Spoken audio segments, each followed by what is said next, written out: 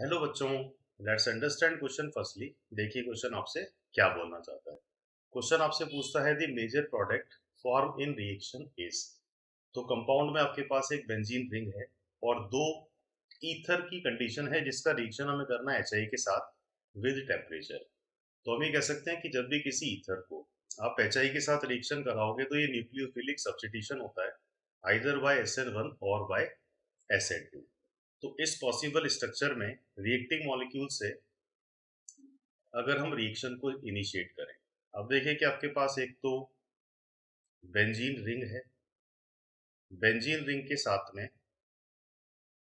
एक ईथर आपके पास अनसिमेट्रिकल ये है और दूसरा ईथर की स्ट्रक्चर ये है। तो इन दोनों ईथर में अगर हम डिफरेंस की बात करें तो यहाँ ऑक्सीजन के जो लोन पेयर हैं ये बेंजीन के साथ कॉन्जुगेटेड हैं। दैट मीन्स कि इस पर्टिकुलर बॉन्ड में हम बात कर सकते हैं रेजोनेंस का। और रेजोनेंस है तो ये बॉन्ड ब्रेक डाउन नहीं होगा क्योंकि रेजोनेंस की वजह से यहाँ पार्शली डबल बॉन्ड नेचर है। तो अगर हम एच से रिएक्शन करा रहे हैं दैट मीन्स एच के मोल हमारे पास ज्यादा हैं, तो ये बॉन्ड राइट साइड से ब्रेक होना चाहिए। अब यहाँ पे रिएक्शन अगर हम करेंगे तो फर्स्ट पॉसिबल जो रिजल्ट यहाँ देखने को मिलेगा, इस पोजीशन पे एक OH ग्रुप क्रिएट हो जाएगा और साथ में जो दूसरा कंपाउंड जनरेट होगा it will be ethyl iodide.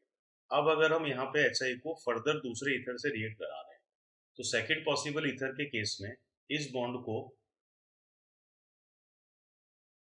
अगर देखा जाए तो यहाँ पे SN2 रिएक्शन के चांस होंगे।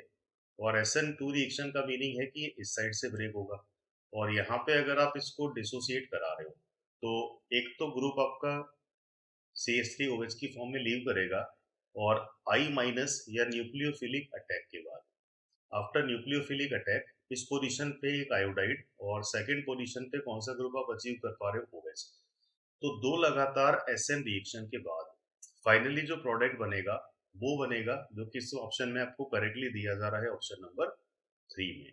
तो हम ये कह सकते हैं कि दो बार रिएक्शन को हमने यूज किया, एक बार SN2 और अगली बार इंटरमीडिएट आपका कार्बोकेटाइन स्टेबल है, दैट मीन्स कि किस मैकेनिज्म से रिएक्शन परफॉर्म किया जा रहा है SN1 से। तो I hope you understood this question. All the best.